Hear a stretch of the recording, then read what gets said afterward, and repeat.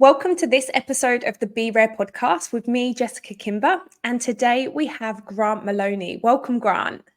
Thanks, Jess. It's great to be here. Yes, thank you so much for coming on. And I'm super excited because Grant is the first recruitment and training manager that we've actually had on the show. Typically, the previous guests, they've been agency recruiters at various levels or agency owners. So I'm so excited to hear all of the amazing wisdom that you have for agencies today. So Grant, tell me a little bit about yourself. How did you get into the whole world of training? Yeah, well, it first started with recruitment. So funny enough, I actually started off as a candidate and was placed by the current company that I work with. And from there, I developed a really good relationship with that agency owner at the time. And through that relationship, I was offered a position to become a business partner for the organisation and for that particular agency. So it's sort of, it's one of those things about recruitment where it's you don't wake up one day and go, oh, I want to be a recruiter. It's sort of that industry where you sort of fall into, right? So I fell into the role. So I was a business partner for 4 years working in perm recruitment. And then my career took a bit of a transition, and that saw me work for a local boutique agency, which was across both temp and perm. So that saw me exposed to sort of the world of temp recruitment. And that was more so probably, I would describe it in the white collar executive type space. And then funny enough, I got a tap on the shoulder by Frontline, my current business or current company that I work with. And they said, hey, we've got this role in L&D. You know, there's a few things that have changed since the last time you've been in the business. Would you be interested? And at the time, I was just studying my HR diploma. So it sort of aligned. It was like the stars aligned, and yeah, here I am. So collectively, I've been with the business now for about 6 years. Amazing. That's awesome. And it's so exciting. And it's great that you've had the opportunity as well, right? To work your way up from the recruitment consultant role all the way up into senior positions. And now you're ultimately teaching all recruiters how to do it. So that's awesome. But what I'm super intrigued to know about is you started in perm and then you moved to temp. Sometimes I find recruiters have a little bit of a difficult transition between perm to temp or vice versa. In your experience, how did you manage that transition, or what was your experience with that transition? Yeah, look, I think the biggest differentiator between the two is speed to market. So Yeah. it's the pace that you work at compared to permanent recruitment. I feel that perm recruitment is probably more of a consultative process. Temp is still consultative to a degree, but I think you really have to have urgency because you have roles with clients and they're urgent vacancies. They need them to be filled as soon as possible. Tomorrow, if that's the case. So it's definitely that speed to market was one thing. I think the other thing is there is a lot more complexities around temp recruitment when you compare it with perm. You need to have that understanding of when you have a candidate onboarded and placed with a client business. We're pretty much responsible. We're the employer on record for that candidate. So we need to be across WH&S. We need to ensure that they are paid the proper pay rate as per award. So it's all those little nuances with temp when compared to perm. That's so interesting. Yeah, and so true. I guess it's just it's kind of different. I've managed both perm and temp desk, and I find the desks just very different experiences. It's like the whole role of recruitment is totally different, isn't it? In some cases anyway. I guess it depends on the level of role you recruit as well. But no, that's so interesting.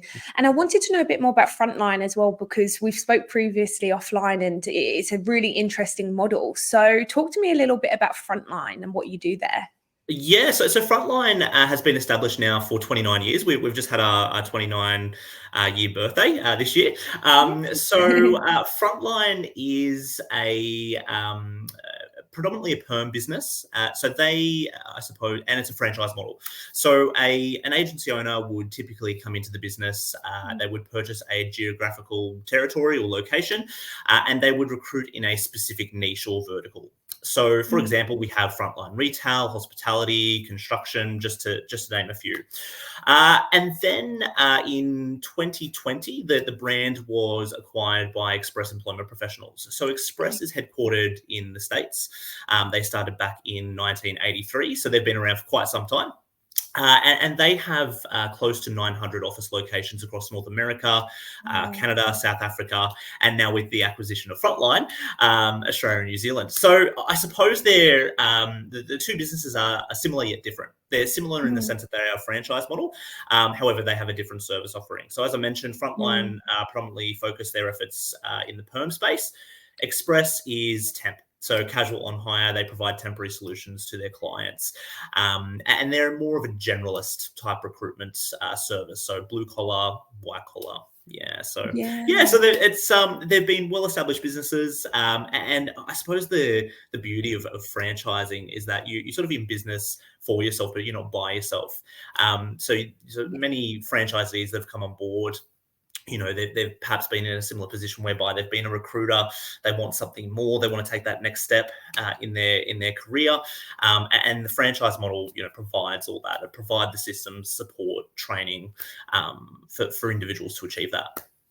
That's awesome. I love that model, because I feel like one of the hardest things as a small agency owner like myself, who set everything up from scratch, was the back end side of things. It's the systems, the website, the database, all of this stuff, which can potentially take years to build, right? To gain the momentum of doing it properly, especially when it comes to the database. So it's almost like you can plug and play, and you've got the brand behind you with Frontline as well and Express, which I think is amazing. I love that. That's it. You sort of got that credibility behind you as well. Yeah. And when it comes to training, so two similar businesses, but I guess targeting different areas with slightly different business models. Like, how do you train the two businesses? Do you train them separately, or do you combine and train the same recruitment techniques, but then, individual training for different verticals? How does that work? That's a good question. So essentially, we separate the two because we treat them as two different organisations. So we have onboarding for Frontline, which we offer monthly. So franchisees can opt in to have their consultants attend onboarding, the month that they bring them on to the business. With Express, it is a different beast. We've discussed, temp versus perm. So with Express, it is different training. So we separate that from Frontline. When it comes to, I think you mentioned vertical sectors with Frontline. As I mentioned, they recruit across various sectors. We have them all in the one room, because essentially the I suppose the foundational processes and systems is all the same. So we have all the Frontliners in one room, and then we have all the our Express friends in the other room. Love it. Yeah. Okay. No, that's awesome. Do you always do in-person training as well for that initial setup? Most of it's virtual. And I think, I love delivering training in person. It does add a different level to the training. And I find as a trainer, it's also easier to, read those little nuances. So, if someone is not too sure about something, or, they don't quite understand, you can sort of read that body language or facial expressions, and maybe I said something stupid, or, you didn't quite understand there. However, most of it's virtual. And, I think just due to time, being cost effective as well, franchisees aren't having to invest money in, potentially sending someone to head office to be trained and find out a month down the track that, they didn't work out, for example, or, it wasn't a good fit. So most of the training that I conduct is virtual. Yeah, I love it. I do a little bit of training myself, but on more so the personal branding side of things. And I've done in-person versus virtual, and there's definitely pros and cons to both. Like, I remember my first in-person event, there was a guy, he was probably the most junior recruiter I've taught personal branding. And he was just looking at me and staring at me. And I was like, I know he has no idea what I'm talking about. So it was really good for me to be able to pick up on those cues. However, what I do find is on the virtual side of things, like, people will engage a lot more in like the comments and put their hand up put their hand up in the events. I feel like people just kind of in the virtual more interactive. I'm not sure if that's what you've experienced. And I also find it easier because I've got like templates and blueprints and things like that when it's virtual, it's almost like you can share the screen, or they can download it and they can also access that and type in real time as well.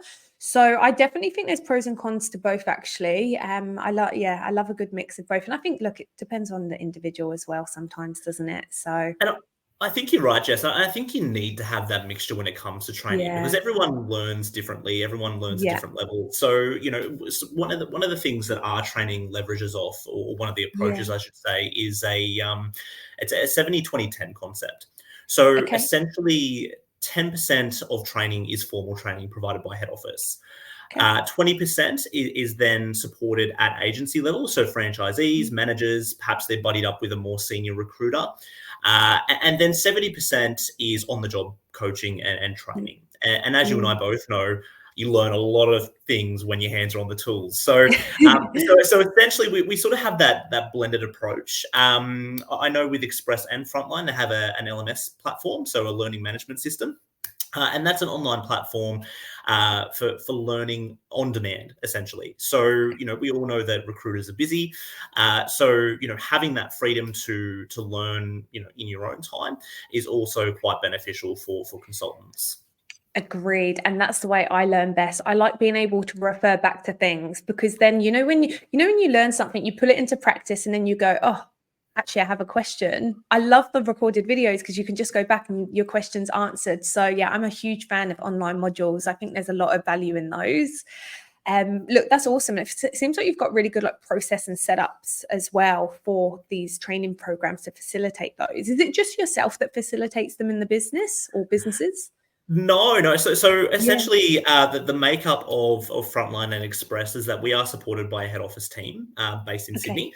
Excuse me. So head office, we have about I would say, or just over 20 people Yeah. in various departments. So we Yeah. have a finance team, we have compliance, sales and ops, marketing. L&D, obviously that's where I fall into. Yeah. And within my team, I have the head of learning, Mandy Jacobson. I report into Mandy. And then I also have a colleague, essentially, who reports into myself.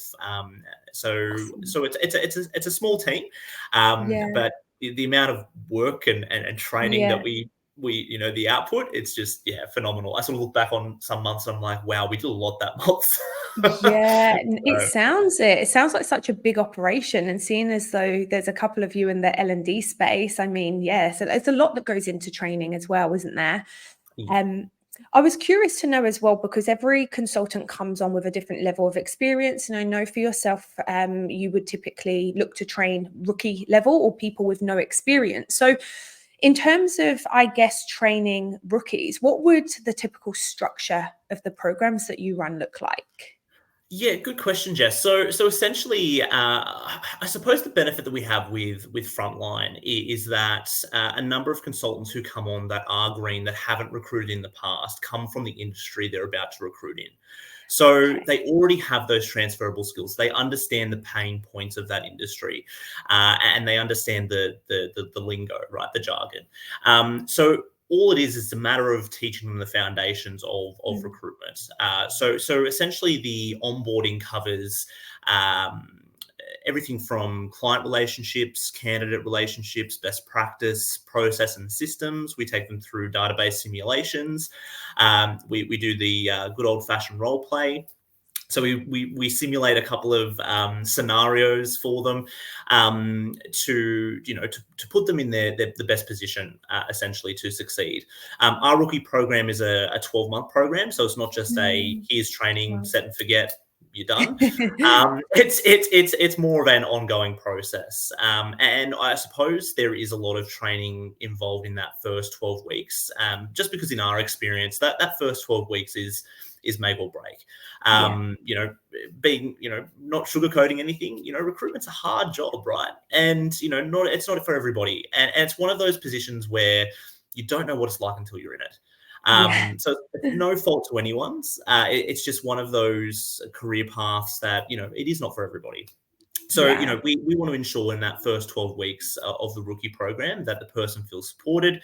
They have a lot of content.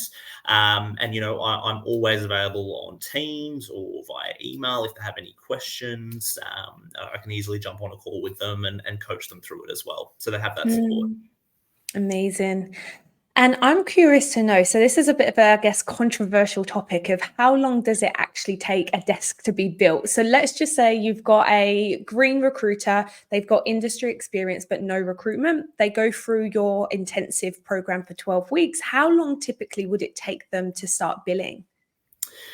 Um, well, there's a couple of variables there, Jess. So I think it depends on the desk. Yeah. So sometimes if they're coming into a desk, it could be warm. So there could be Mm, some accounts on the desk. Sometimes it could be completely cold. However, we have because we have a national database, we have contacts on there that perhaps they haven't been contacted in a while. So I would say they're probably lukewarm. Right. So you yeah. can probably still have the ability to reach out and connect with them. So again, it depends on the desk, depends on the individual. But we've had rookie consultants billing within the first 2 months. Some of Yeah. them have gone on to do some really staggering numbers in the first 3 months of their tenure with the business. So yeah, I think it all depends on the individual. Yeah, okay. No, it's so interesting, isn't it? That's something which I get asked a lot. And I always say it takes a good 6 months, in my opinion, anyway, to gain momentum, to gain the industry knowledge, especially if you don't come from the industry, to learn the desk, learn the knowledge, learn the lingo, get your head around the role itself and how to have the conversations. I find it to be quite intense, and you're right, it's definitely not for everyone. But those who, they've got that little bit of thick skin can definitely do very well in this space. But on that, what traits would you say, in terms of like soft skills and characteristics, would make a successful consultant? I think the first thing is a high level of interpersonal communication. So Mm, you need to have that ability to engage with people because at the end of the day, let's face it, we're in a people to people business. So having that ability to engage people is mm, one thing. So, verbal communication, written communication is one thing. Their attitude mm, towards, things that we're going through. If it's, let's say, for mm, instance, we're going through training, it's their attitude towards certain tasks, etc. I think the other thing is having situational awareness. Um, mm, I think that's a big thing, particularly in what we do. You need to have situational awareness in the sales process, excuse me, in dealing with your clients, understanding your candidates needs, what drives them, what motivates them. So I think there's a couple of things there. So yeah, so interpersonal communication is one thing. I think attitude, they've got to have the right attitude and mindset, and then also mm, having that situational awareness, that understanding of their surroundings. mm. What do you find harder to train? Those type of soft skills and traits, which can you train?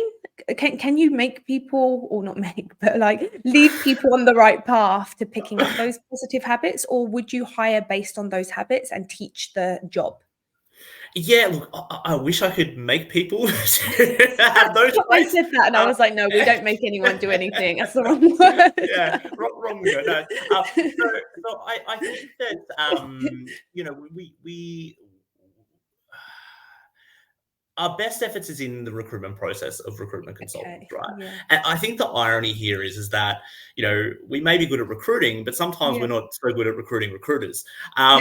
So I think the key there is trying to uncover those skills early in the recruitment process, and not be Mm, so quick to put a bum in a seat, not be so quick to hire just to fill a gap.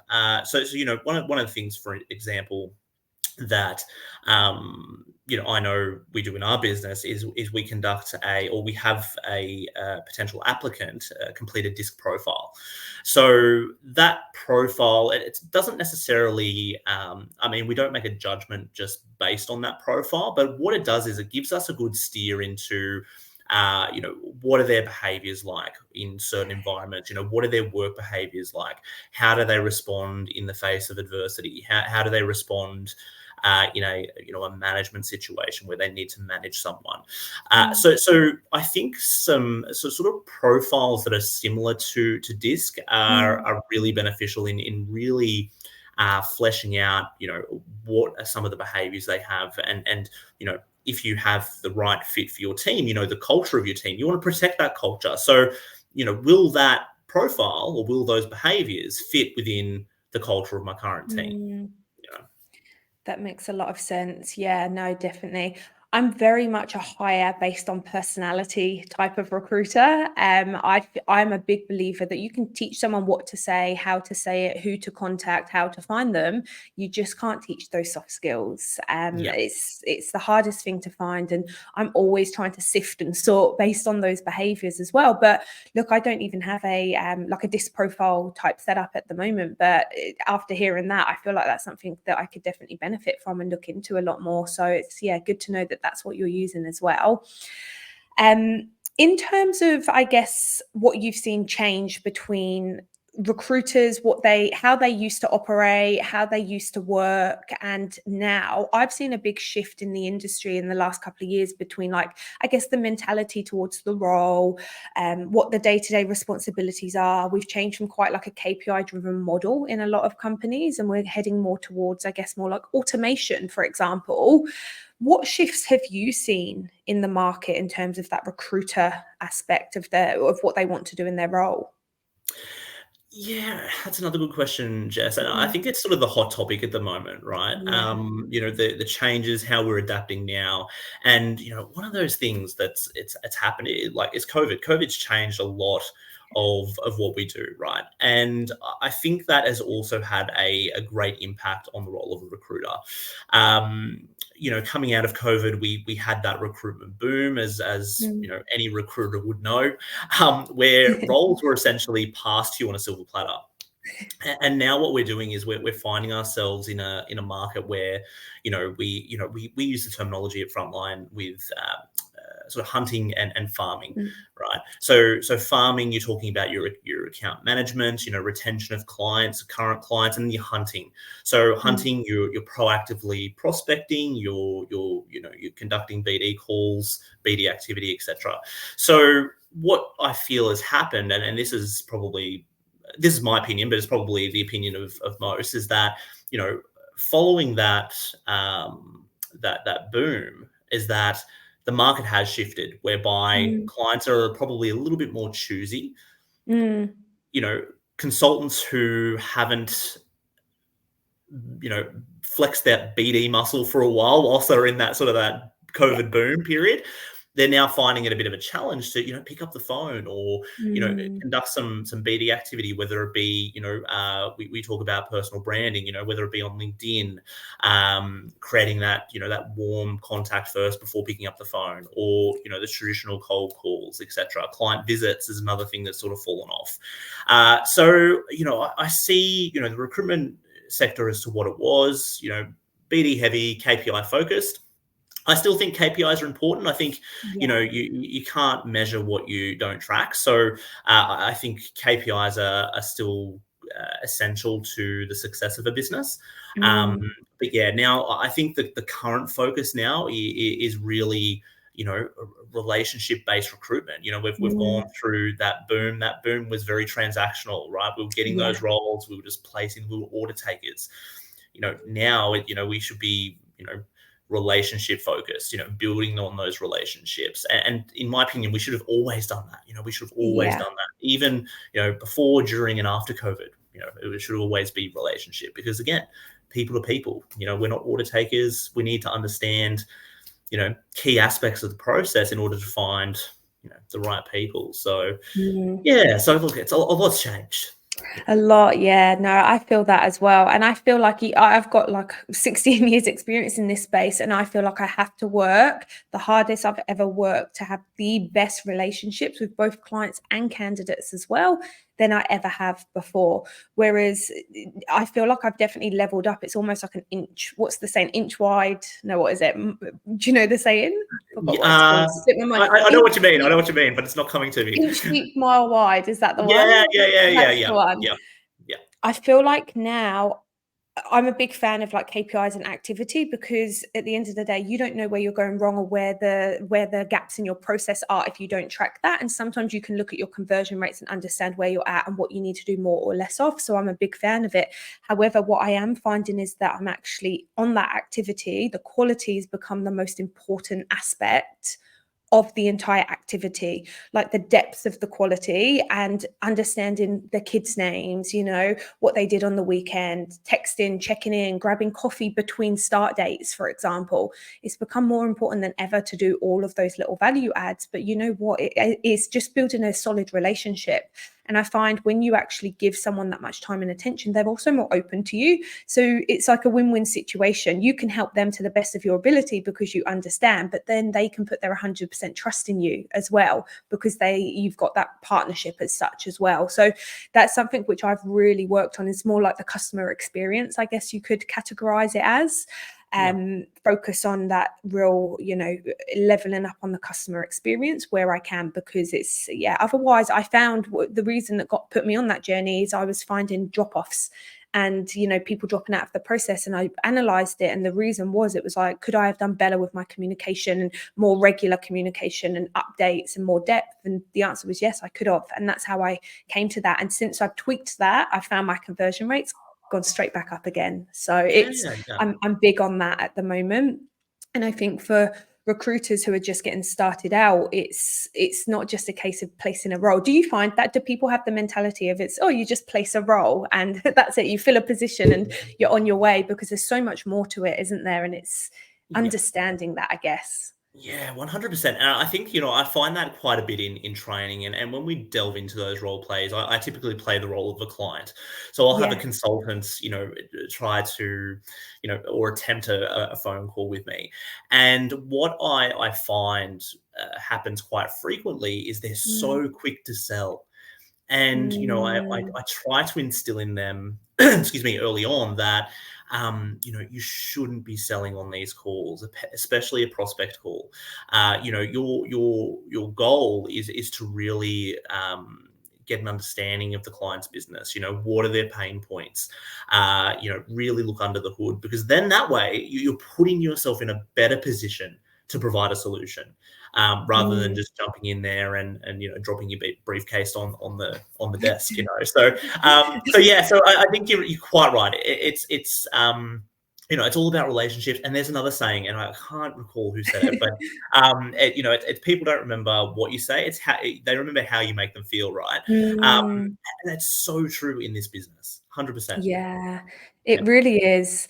And I think the longer you're in the game as well, when you have your desk and your relationships and you've spoken to people over like a period of a year, let's just say, that's when you start becoming, I guess, irreplaceable in some ways as well. So your goal ultimately as a recruiter should be, yes, learn the skill, and yes, learn and place the positions, but position yourself as irreplaceable, add more value than anyone else, make sure your service is a higher quality than anyone else's, you know, check in with them when they've got something happening. Like I put people's birthdays in my calendar, for example. Like my client, if they mention their birthday, that goes straight in my calendar.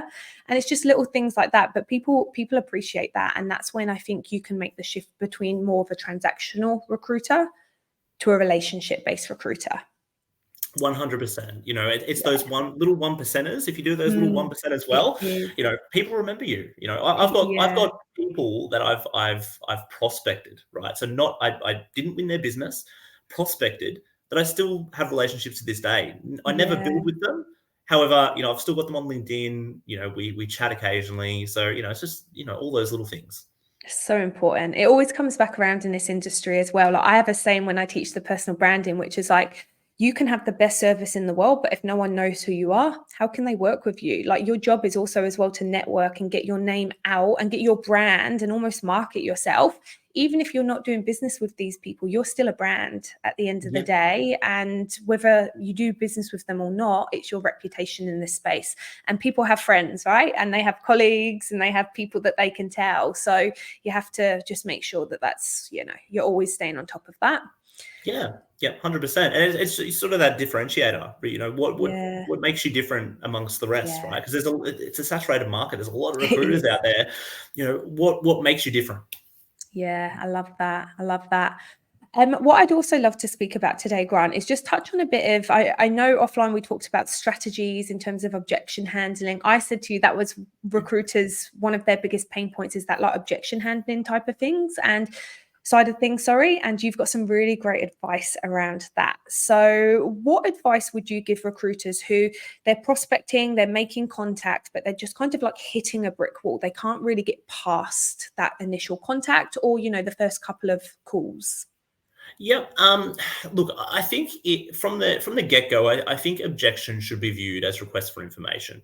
So, perhaps, and most of the time an objection is thrown up because, the person's been caught off guard. So it's that knee-jerk reaction to get you off the phone. And it will typically happen when you do try and sell on that first call. Or, they're just you've caught them at a bad time, so they throw up that objection. So one of the things, we try to teach our consultants is to, delve into that a little bit further, because most of the time, the first objection isn't really the objection, right? There's typically something behind it. So, one of the ways that we approach objection handling is by using the principle LEAR. So LEAR, right? One way to remember it. So the first step is to listen. So we want to listen to the objection, okay? So we want to actively listen, not half listen, right? We want to ensure that we've got all the facts. The second step is to explore. So the way that we explore the objection is to ask open-ended questions, okay? But they also need to be targeted and relevant to the situation. So this is where the whole situational awareness comes into play. So asking those open-ended questions, get a bit of a discussion happening. Next step is to then acknowledge. So if, let's say, for example, a client's gone through a rough period, or, they've had a bad experience with a recruiter in the past, it's acknowledging that fact, and then respond. So what are the next steps? Is it to learn more about the client business? Is it to schedule a visit to get in front of them? Is it to list a role? You might be at that point where you've had a really good discussion, like to your point before, it's been a quality phone call. You've had a really good discussion. You've been able to hit the pain point, and you may already have a solution, right? So is the way to respond is, okay, so let's get these people in front of you for an interview, So I think that's probably the best method. I'm not going to sit here and say it's absolutely foolproof, because sometimes it'll work. I hope so. I hope that most of the time it works for consultants. But it's just going to better your chances, right? And that's the thing. It's about equipping you with the tools. So putting your tools in your toolbox to, you've got to try these things, right? And, if they work, great. And hopefully they work, because we want you to be successful.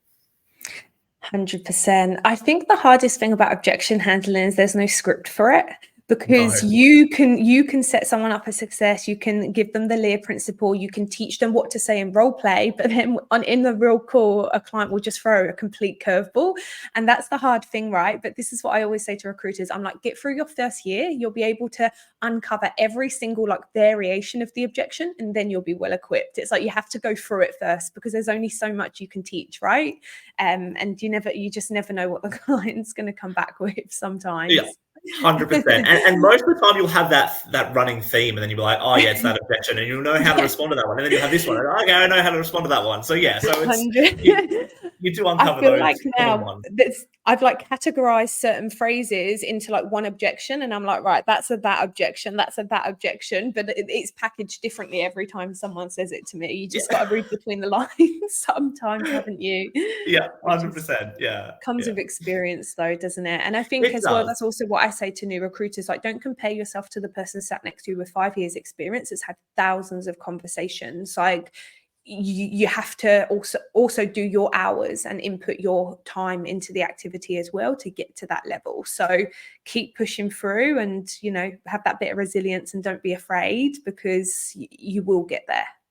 Yeah, that's it. And as you said, it is. You have to have the experience, and over time, once you have these discussions, you'll then have the tools to handle any of these sort of situations.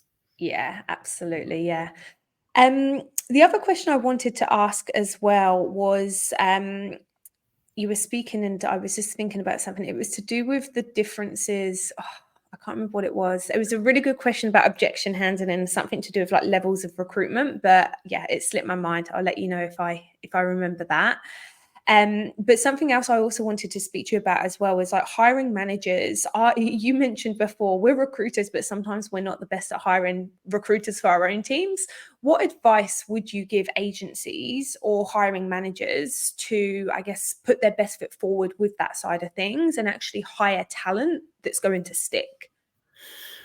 Yeah, look, that's another good question, because it's something I'm going through now as well. Because I also, not only do I manage the sort of L&D function, but I also recruit for corporate.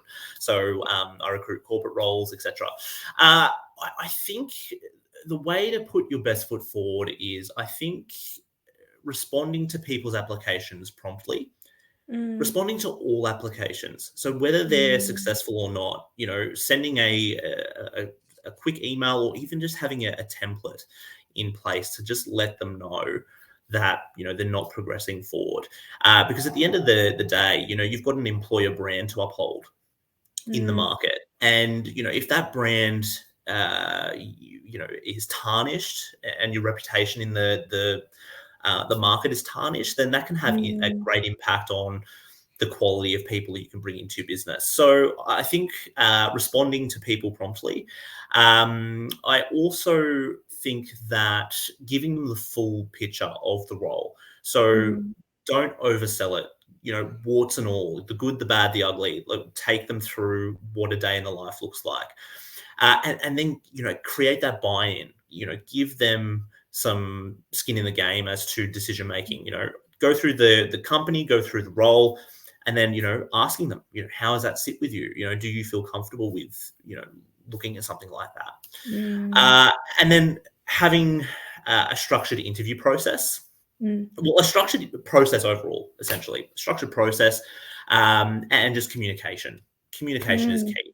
And I mm. think, I always say this in training. One of the biggest complaints we receive as recruiters is that people never hear from us, right? So Yeah. let's break the mold of that. So. Yeah, I love that. Such great advice. So much value in that. You also touched on something which is employer brand. What I find as a rec to rec, one of the most difficult things to do is recruit for agencies that don't have a strong employer brand in the market. It takes a lot of additional selling. It also limits their options. And I advise agencies, I say, focus on building your employer brand and your reputation, doing a little bit of marketing as well there. It just really helps not only you winning business with clients and candidates, but it also helps you become an employer of choice as well. And we're in such a talent short market. Hiring great recruiters is tough, and recruiters want to work for agencies that have the brands in the markets, or at least know that they've got the support and the infrastructure and the processes and the systems and the training and the mentoring, all of those factors. Because in my experience, companies that don't have these factors tend to struggle. I mean, I know you're probably a little bit biased because you work for two businesses with amazing brands in the market, but generally speaking, like, what would your advice be around, I guess, employer branding and how agencies can focus on that? Yeah. So, look, no business is perfect, right? Everyone's Mm, going to make mistakes, and yeah, they have the challenges that they're struggling with. But I think that I think the first thing is that visual representation in the market. So, yeah, getting your brand out there, whether that be on LinkedIn, job boards posting. Some mm, people are a little bit more reluctant to, perhaps advertise on Seek, for example, with the mm. branding. It's about just getting your brand out there. And I think the other thing is really humanizing the content that you're pushing out there as well. So, we talk about LinkedIn. You might do a day in the life of your office, and you might just record what's happening in the office. What's the day-to-day like in the office? So I think really humanizing it. But yeah, I think just getting the brand out there, and also the frequency of posting, because I think, to get that traction, you need to be constantly, pushing out that content. And Jess, you could probably speak to that, right? Because, Yeah. you talk about branding all the time. Yes, So, made my life 10 times easier, that's for sure. yeah, So yeah. exactly. So yeah, so I think it's the type of content needs to be relevant. It needs Yeah, to be personable. It needs to speak to your audience, and yeah, it's also, you need to also look at content frequency as well. How much you're yeah, getting out there. yeah. Another thing which I will add to that is, awards. do a it's a great opportunity to value add. If you can say that, you're a great place to work, which, Frontline and Express, we've got that certification, or even local awards. If you're only a small boutique agency, apply to some local community awards, for example. It sort of builds your credibility in the market. Yeah, I agree. I agree a lot with that. I've got it's a client slash friend slash old colleague who owns an agency, a small boutique agency, and they've been winning awards. They're well known in their sector as well. So they recruit in the insurance space. They go to all of the events. They have stands, and now they're the go-to. They've got PSAs with pretty much every single insurer. They've only been running 3 years, and they're literally crushing it. But it's branding. It all came back down to branding, but going out there as well and meeting people face to face and actually putting a face to the name and building that human connection. That's how they've absolutely nailed it. And they've done so well in the last couple of years. So yeah, so important. Love it. Look, I feel like you've provided so much great advice. So thank you so much. To finish off, what I would love from you, Grant, is your 3 top tips for any recruiter who is looking to absolutely smash their role and really succeed in this industry. What's your top 3 pieces of advice? Oh, put me on the spot. Okay. I would say 1, put your ego aside. So become a sponge, learn everything, from your colleagues, from your direct report, go and attend, events, provided by the RCSA. I know the RCSA had Talent X recently, right? Those type of events for the recruitment and staffing sector. Greg Savage, who is a guru in this industry, right? I think there's not one recruiter that doesn't know Greg Savage, right? So his stuff is always gold, and it speaks to what's happening in the market as well. So give Greg a follow. So listening to those industry sector experts is essential. Number 2, I think you just need to lean in is the second one, I would say. So really give it a good shot. There's no point in doing it, only half the job. You really need to throw yourself out there and put yourself out there. And number 3, gosh, that's a good one. Don't worry if you can't think. I know I just got you totally off guard. That's okay. That one in the end. I think ultimately, I think we've sort of started to lean towards. We started to lean towards this. We're talking about branding. We talk about getting yourself out there. You need to become a trusted advisor in your space. Build that credibility. The way you do that, get out and meet with people. Add value. Not every call has to be a sales call. It could be a call about, the current trends in the market or current trends in your industry sector. What's happening in your community? So I would encourage you to subscribe to any publications, blogs, newsletters, anything that's relevant to your community. Do that because you might find that through doing that, you may pick up on some certain things that's happening in your industry right now, and then you can provide that as value to your clients on a later call, face-to-face meeting, email, etc. So work hard at building credibility as a trusted advisor. Yeah, I love that. That is the foundations of pretty much everything I teach, actually, that build the credibility first. And the statistic is people are 10 times more likely to work with you if they learn something from you first. So that's why I'm such a big fan of value-based selling, posting on LinkedIn, giving advice out of goodwill, ultimately, because you're helping your community. And it's impossible that you would do that again and again and again and again and just never get business, because it doesn't make sense. If you're the one that's going out there, going above and beyond and adding more value than anyone else and connecting to people in these community groups and having conversations, getting in front of people, it's impossible that you won't get business. So yeah, I'm a massive fan of that. And I'd probably just add to that just one more thing there, Jess, is that don't be so hard on yourself if you don't get that quick win. It takes, I think it's been proven to take, 7 to 8 touch points with someone to build a rapport. So, sometimes you don't get that instant gratification, but if you do the work and, you build that relationship over time to ensure that you are at the forefront of the client's mind. So when that need does arise, you're right there, you've done the hard yards. So yeah, just stick with it and don't be so down on yourself if you don't get a quick win. Amazing. Grant, so much value. Thank you so much. And for anyone listening, go and connect with Grant on LinkedIn as well. He would love to have a chat with you or share some wisdom on the world of recruitment. So look, thank you so much, Grant, for all of your advice. It's been great having you on the show. My pleasure. Thanks, Jess. Thanks for having me. Thank you, Grant. Thanks.